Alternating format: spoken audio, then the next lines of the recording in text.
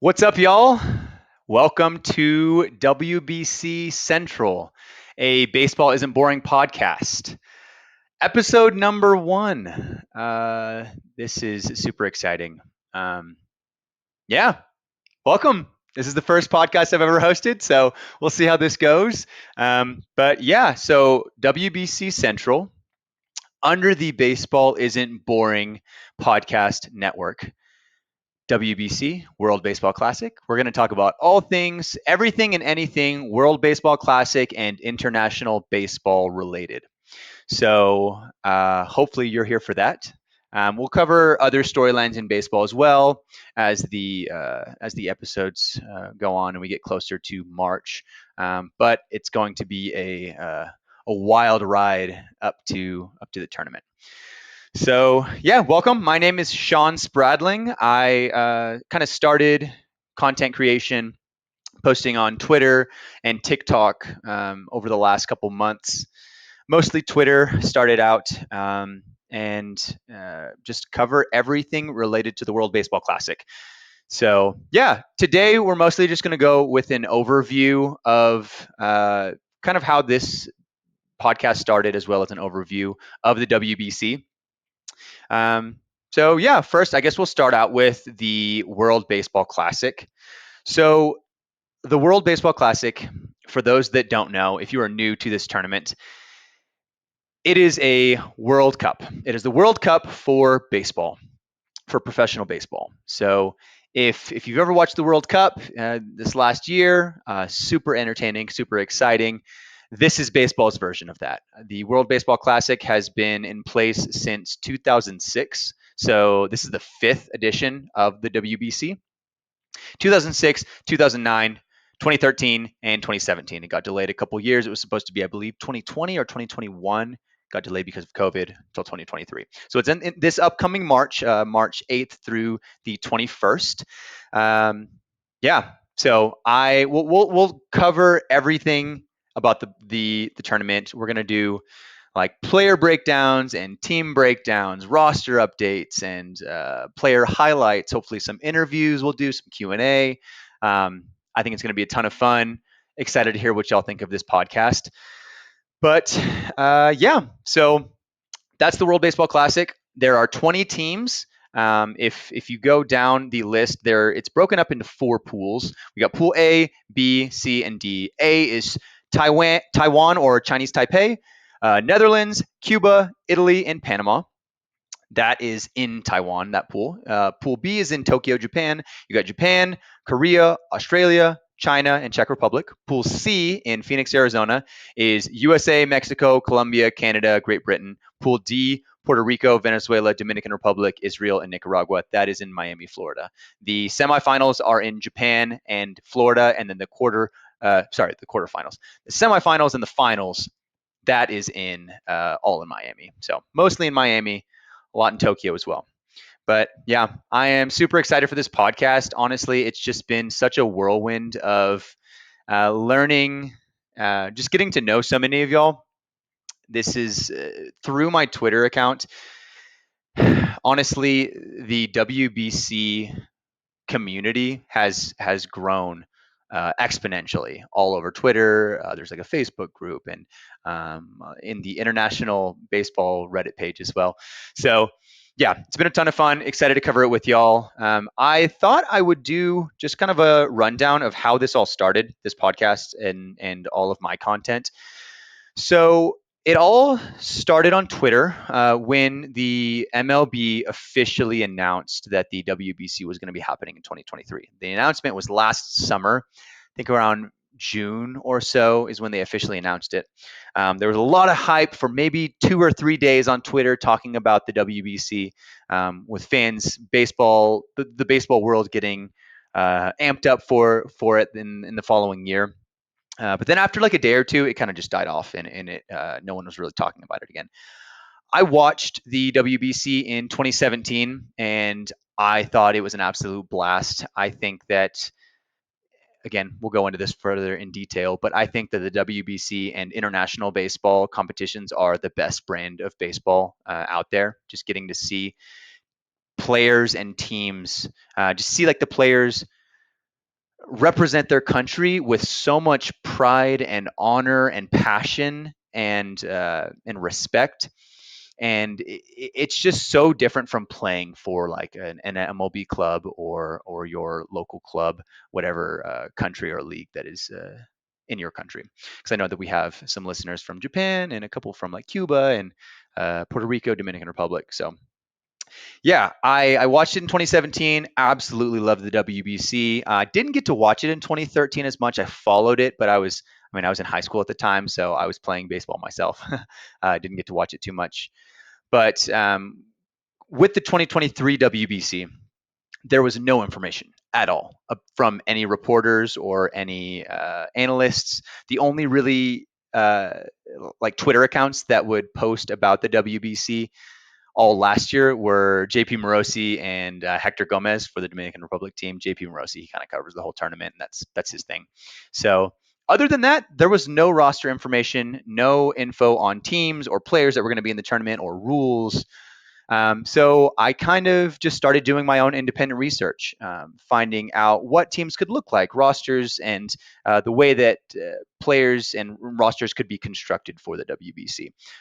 I started making dream team graphics. I'm not sure if y'all have seen those. I'm sure a lot of you have on Twitter. But I would make a graphic, and I'll put these on the screen for those watching on YouTube.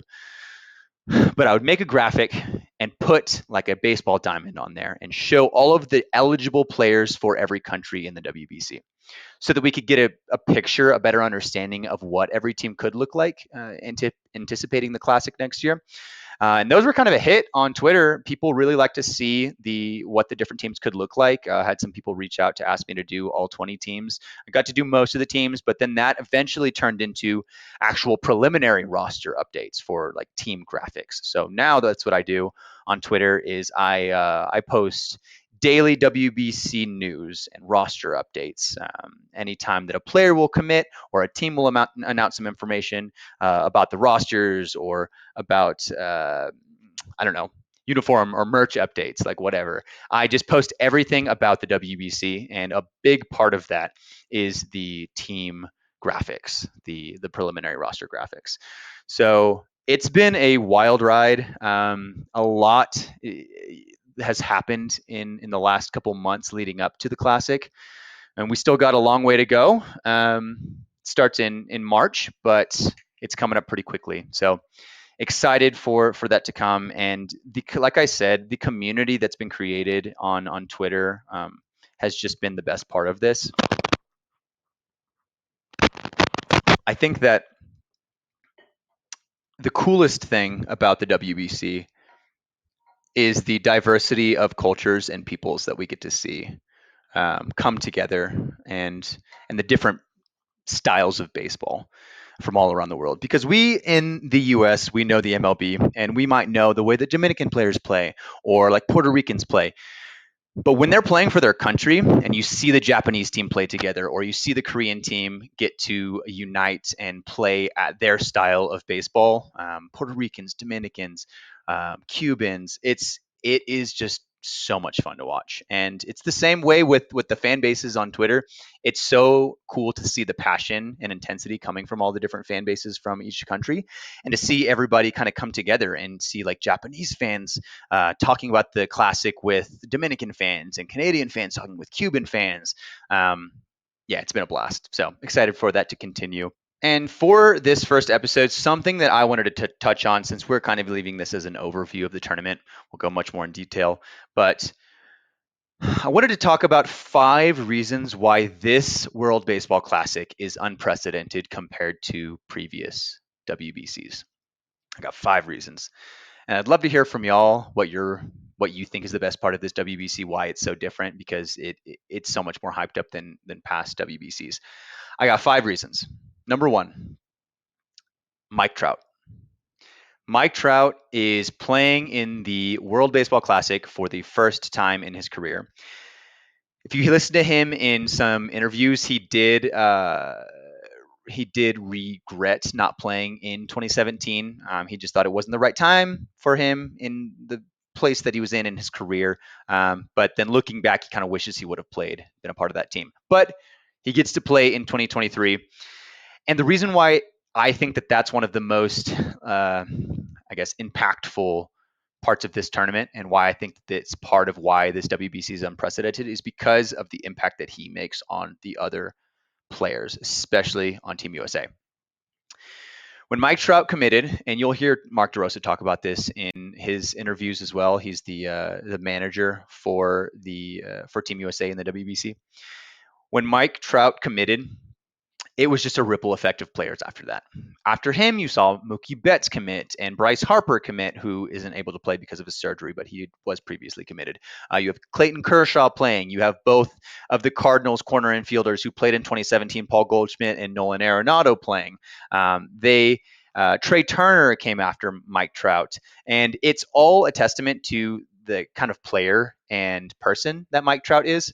Everybody wants to play with him. Everybody wants to play with the GOAT. To be able to say that you're on the same team, and probably just to pick his brain as well. I'd love to be in the dugout with him just to learn from that baseball mind. But having the best players in baseball in this tournament, it makes it so much more legit than it was in the past, I think. And Mike Trout's such a big part of that. Number two, the second reason why I think this is an unprecedented WBC is because of Team Cuba. Cuban MLB players that were born in Cuba, who either defected or were able to come over to the U.S. to play in affiliated ball, have never been able to join Team Cuba in the WBC to play for the national team. This is the first time in history that they've been allowed to do that. And we see, so there was on both sides, on the Cuban side and the US side, there were barriers to allowing them to play. The US has finally passed a license to allow MLB Cuban players to play for the national team. And on the Cuban side, Team Cuba is allowing MLB players to join their team with still a lot of barriers to that, and there's so much politics involved that we don't see all of the Cubans playing in the WBC. A lot of them don't want to. They've had horrible, very hard journeys to come over to the U.S. to be able to defect or to find a life in the U.S. So we're not seeing a lot of Cuban MLB players, but we are seeing some, and that's the first time ever in WBC history and in Cuban national team history. So a couple of the highlight names: we got Luis Robert, and you have Yohan Moncada. Those are a couple of the big guys that are on Cuba's team from the MLB. So it's going to be a stronger Team Cuba team than we've had in the past. They actually have had pretty good success in the WBC even without MLB players or affiliated players. So it's not like they've needed them per se, but it makes them so much stronger. You're not going to see guys like Jose Abreu or Yordan Alvarez or Raisel Iglesias or Roldis Chapman. Those guys are, or like Yuli Gurriel. They're not going to want to play even if they were allowed back. But got a couple guys. So that's point number two. Point number three: Team Japan and Korea are both strengthening their team to the absolute maximum, stronger than they ever have in the past. The reason for that, or should I say the way that they're doing that, is for the first time again in history. The reason why it's unprecedented is because both of those teams, respectively, are adding a non-Japanese and non-Korean citizen to their WBC roster, to their national team. Samurai Japan has never had a need or had a player on their roster from that is not a Japanese citizen. But we have Lars Nootbaar on Team Samurai Japan, whose mom is from Japan, but he is not a Japanese citizen. And same with Tommy Edman, who his mom is Korean, but he is not a Korean citizen. He's been added to Korea's final roster. So the reason for that is because, again, they've never had a reason to. They don't need to add these players. They have very, very strong domestic leagues. The NPB is probably the second best and the KBO the third best professional league in the world, right behind the MLB. But when you see guys commit like Mike Trout and like Mookie Betts and Clayton Kershaw and Sandy Alcantara, Jose Altuve and Jose Abreu, Jose Altuve and all the Dominican guys, Juan Soto, that's who I was thinking of. You're going to want to bring the very best team that you can. And adding guys like Lars Nootbaar and Tommy Edman strengthens your team. They have MLB experience. They're both very solid players in their own right. Lars Nootbaar will probably start in center field for Samurai Japan, and Tommy Edman at second base for Korea. So, again, unprecedented. These things have never happened. And there's a long history of Japanese national team history. So, yeah, that's number 3. Number 4 reason why this is unprecedented, uh, an unprecedented WBC, is the Dominican Republic's pitching staff. You Their offense has always been good in the WBC. They've always brought incredible lineups. Um, they have mashers all throughout the lineup. You got for every tournament pretty much they've had a strong offense. The difference though this year is their pitching. If you look at their pitching staff, both the starting rotation and the bullpen, it's maybe probably the best pitching staff in the tournament of any country, right up there with Japan and probably ahead of the US. The pitching rotation, you have guys like Sandy Alcantara and Christian Javier, Framber Valdez, Luis Castillo. It is all stars throughout the entire Cy Young winners throughout the entire rotation. In the bullpen, you have Sir Anthony Dominguez and Brian Abreu. You got Camilo Duval and Johan Duran. There's going to be no opportunity for offenses in the WBC to string some hits together. It's too stacked, and that's why I think that people are so hyped up on this team. Is they see the offense, awesome. Like people love this lineup. You got Juan Soto, Manny Machado, probably Starling Marte unless he's out for injury. Vladimir Guerrero Jr., Julio Rodriguez, J Ram. It's a ridiculous lineup. I think the U.S. lineup is just as good, but the pitching is much better. That's going to be maybe the best team we've ever seen in the WBC, assuming that everybody's able to play. So rightfully so, people are hyped up on this team. I think it's maybe the best team we've ever seen in the WBC. And the last reason, the fifth reason why this is an unprecedented WBC is because there are 3 newly qualified teams that we've never seen in the World Baseball Classic, and that is a testament to how much baseball is growing around the world. The 3 teams that have never played in the WBC that we're going to see that were able to qualify last September and early October, I believe. They've never qualified before. They're new to the tournament. You got Great Britain, Czech Republic, and Nicaragua. I'm so excited for these teams. Great Britain is a super, super fun team because they not only have British born players and American players of British descent, but they have Bahamian players and players from like the British Virgin Islands. So, for example, Jazz might play. He was originally committed, might not now because he's changing positions. He'll probably play more center field this year. But he was supposed to play in the WBC. He's born in Bahamas for the Great Britain. So that team's super, super fun. Coach Drew Spencer is a great guy. I've talked with him a couple times on Twitter. He's super passionate and a great recruiter for Great Britain, finding out like every fine detail of the eligibility requirements and what players are actually eligible for Great Britain. So, yeah, follow him if you want to some scoops on GB baseball. For the Czech Republic, or I guess I'll start with Nicaragua. For Nicaragua, they are not a bad team whatsoever. They have legit MLB players. Jonathan Loaizaga will be one of their best pitchers. Erasmo Ramirez, he'll be playing for them in the WBC.